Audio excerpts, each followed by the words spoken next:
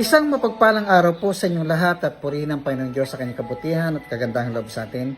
Ayon sa Mark chapter 8 verse 36, "For what it shall profit a man if he gain the whole world and loses his own soul?" May mga bagay na pinaka-importante sa mundong ito. Opo, kailangan natin ng kayamanan, kailangan natin ng property, kailangan po natin ng trabaho. Mahalaga po ito. Pero alam niyo po, ang pinakamahalagang bagay sa mundong ito ay ang ating kaluluwa. Opo, kaya nga namatay si Jesus sa krus ng Kalbaryo upang ikaw at ako ay kanyang tubusin sa ating mga kasalanan. Kaya na lamang ang pag-ibig ng Diyos sa sanlibutan at binigay niya kanyang bugtong na anak. Nang sino mang sumampalataya sa kanya hindi mapahamak kundi magkaroon ng buhay na walang hanggan. Mahal po tayo ng Panginoong Diyos at gusto niya na tayong lahat ay makaranas ng kaligtasan. Buksan po natin ang ating puso at ang ating isipan.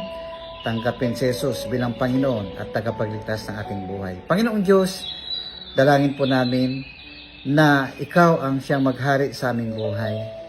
Patuloy naming maunawaan na kami po ay nabuhay sa mundong ito, hindi sa ganang sariling kagustuhan namin, kundi kami po ay nabuhay ayon po sa iyong kalooban. Maranasan po nawa ng nanonood ngayon ang kaligtasan mula sa iyo. Ito pa aming dalangin sa pangalan ni Jesus. Amen.